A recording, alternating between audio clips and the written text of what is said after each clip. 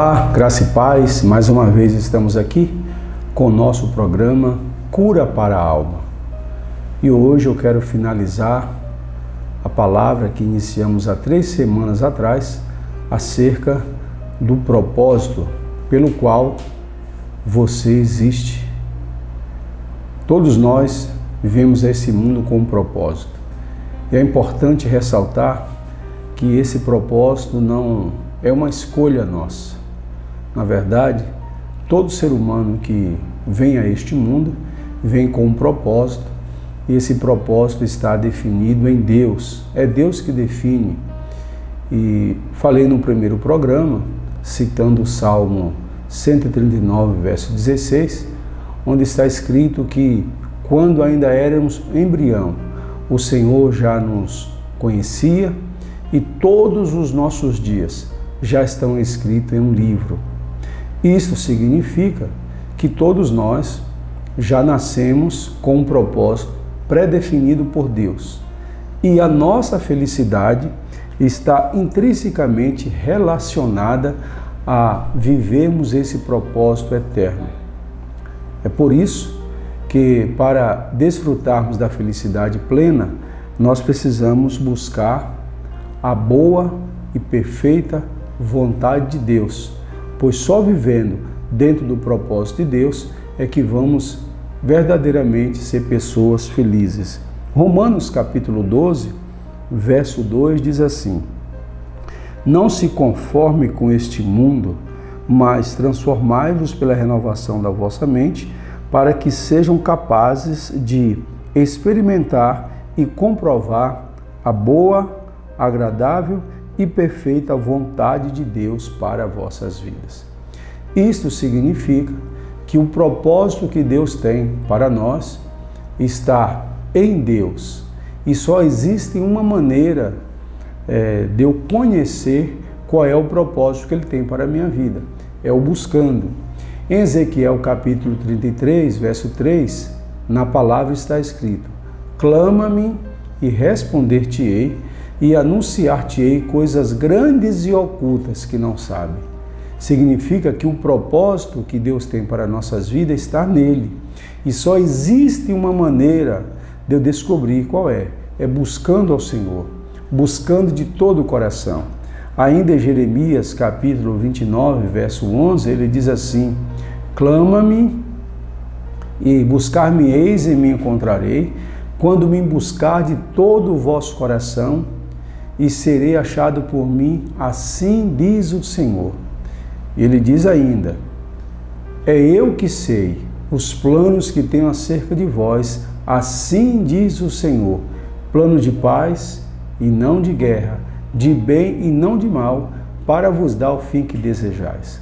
Então, nós só vamos encontrar o propósito da nossa vida quando nós buscamos em Deus. Isso é um fator importante. No segundo programa, falei que a felicidade existe a partir do momento que você vive para esse propósito. E falei do perigo que nós corremos quando nós fazemos negócio sem buscar a direção de Deus. Tomamos decisões sem buscar a direção de Deus. Fazemos coisas segundo o nosso querer. Escolhemos a profissão. Se Deus tem um propósito para a nossa vida, e tem, eu preciso buscar a direção de Deus. E eu li na palavra em Tiago capítulo 4, a partir do verso 13, que até a cidade para onde nós devemos morar, temos que buscar a direção de Deus. Tiago 4, a partir do verso 13, diz: ei vocês que vivem dizendo, iremos para tal lugar e lá faremos isto ou aquilo. Ao invés disso, deveis dizer, se o Senhor quiser, se o Senhor permitir. Isso aponta diretamente para o nosso propósito. Então, até a cidade em que eu vou morar, eu preciso buscar a direção de Deus. Agora, imagine você escolher uma profissão. Eu conheço muitas pessoas que ao segundo, terceiro e às vezes até no 4º ano desistir de uma faculdade apesar de ter investido tempo, recurso e dinheiro por descobrir que não era aquela vocação dela. Conheço outras que terminaram a faculdade, mas que nunca atuaram, porque descobriram que não era a vocação e que o propósito dela não estava ali naquela escolha, naquela profissão. Então é importante você descobrir qual é o propósito de Deus para a tua vida, para que você possa nortear a tua vida, para que você possa buscar fazer e estar aonde Deus quer que você esteja e fazer o que Ele quer que você faça. É simplesmente porque você pode ser a pessoa mais feliz da face da terra se você viver única e exclusivamente para o propósito de Deus. Ao passo que você pode fazer parte dos milhares e milhares de pessoas que são infelizes porque estão vivendo fora do propósito de Deus. A verdadeira felicidade, a felicidade plena, só é real na nossa vida quando nós vivemos dentro do propósito que Deus tem para nós. Então é importante. E hoje eu quero falar para você que você nasceu para um propósito. E a Bíblia fala acerca da importância de uma nova perspectiva de vida. Então você tem que ter a sua perspectiva de vida não baseado nas suas emoções. Até mesmo porque Jeremias capítulo 17, verso 5, diz que o coração do homem é enganoso. O nosso coração é enganoso. Provérbios capítulo 16, verso 2, diz que o coração do homem faz planos, mas a resposta certa vem dos lábios do Senhor. Então, quando eu busco viver uma vida dentro da perspectiva de Deus e não dentro das minhas perspectivas, não dentro da minha vontade, aí eu vou conseguir viver o que Deus quer para mim. Então, do ponto de vista de Deus, do ponto divino, nós precisamos entender 3 coisas importantes que fazem parte do propósito de Deus para a nossa vida. Primeiro, que a vida aqui na Terra é um teste. Você sabia disso? A vida aqui na Terra é um teste. Olha que interessante o que diz a Bíblia. Feliz é o homem que persevera na provação, porque depois da provação receberá a coroa da vida que Deus prometeu para aqueles que o amam. Significa o quê? Que dentro do propósito de Deus, as provações fazem parte.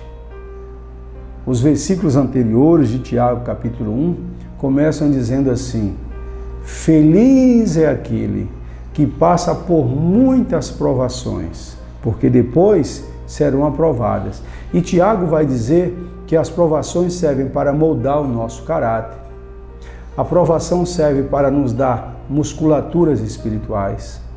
A provação serve para nos levar a um nível maior de maturidade. As provações servem para nos levar a ter esperança. E o maior de tudo, as provações servem para nos levar a confiar mais em Deus. Todas as vezes que Deus quer nos levar para perto dele, Ele vai permitir uma provação. E às vezes é preciso nos levar ao deserto. E há alguns que ficaram no deserto por longos anos. Eu citei aqui o exemplo de Davi, que para viver o propósito de Deus, teve que passar por uma ponte. Essa ponte chama-se tempo. Do dia que ele foi ungido a rei até chegar de fato ao trono, 17 anos. José teve o propósito revelado por Deus através de sonho. Mas entre o sonho, de fato, ele chegar onde Deus queria que ele chegasse, 13 anos. Mas tem um que demorou um pouco mais. Abraão. Deus chega para Abraão, Gênesis capítulo 12, diz: sai da tua terra, do meio da tua parentela, e vai para um lugar que eu te mostrarei. Vai em direção ao propósito que eu tenho de você. E o propósito é fazer de você pai de multidões. Abençoar todas as famílias da terra através do teu nome. Sabe de uma coisa? Abraão levou 24 anos No caso de Abraão, que o nome era Abraão até então, ele tentou facilitar, ele tentou dar uma ajuda para Deus. Tentou dar um jeitinho, tentou acelerar o processo e se deu mal.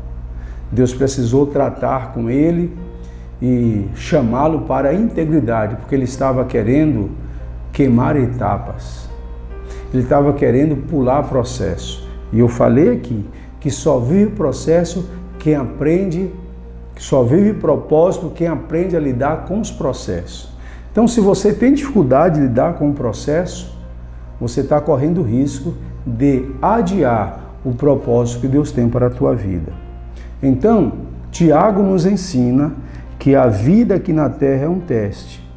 E esse teste faz parte das provações. É mais ou menos assim. Você está numa escola e você precisa passar de ano. Mas enquanto você não alcançar a nota mínima, você vai continuar sendo reprovado. Eu conheço pessoas que estão sendo reprovados há anos porque não estão aprendendo, não querem aprender. E sabe de uma coisa? Deus é paciente. Deus não tem problema com o tempo. E ali o indivíduo ele fica até que ele aprenda a passar pela prova. Tiago, capítulo 1, ainda diz que aquele que não tem sabedoria para passar pelas provas deve pedir a Deus. Então, peça sabedoria para Deus. Está passando por uma prova? Sabe, essa prova faz parte do propósito. É o processo que vai te levar. Deus está usando dessa luta, Deus está usando desse deserto, Deus está usando porque Ele quer te ensinar algo. E como Ele não tem problema com o tempo, enquanto você não aprender, de maneira que se você vivencia uma situação constante em sua vida, de volta e meia você está naquela mesma situação, é Deus permitindo para que você possa aprender a lidar com aquela situação. É mais ou menos assim. Você não consegue viver com alguém que tem uma personalidade diferente da sua, mas de vez em quando tem uma pessoa na sua caminhada, no seu local de serviço, no seu dia a dia, da igreja, em qualquer lugar, com as mesmas características da de antes. Sabe o que Deus está dizendo? Aprende a conviver com pessoas assim. No dia que você aprender a conviver, no dia que você conviver com aquela pessoa, ele não te ferir, viu? Você vai passar pelo processo. Deus às vezes permite isso. Mas Deus, por que essa pessoa está sempre no meu caminho? Aí você lembra, olha, eu me lembro de fulano, de Beltrano, de Cicrano, e agora de novo? É Deus levando aquela pessoa para você aprender a conviver com ela. No dia que você aprender a conviver com pessoas que têm aquele tipo de comportamento, Deus falou, muito bem, meu filho, passou no teste, vamos para a próxima etapa. Então, cuidado, talvez você esteja sendo reprovado porque você não está aprendendo a lidar com as provações, você não está passando no teste.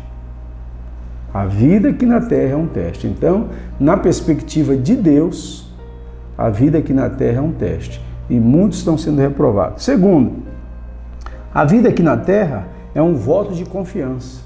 Você sabia disso? Que Deus te confia muitas coisas para saber como que está o teu coração? Olha o que diz Mateus 25, 21. O Senhor respondeu, muito bom, servo bom e fiel, você foi fiel no pouco e te porei sobre o muito. Venha participar da alegria do seu Senhor.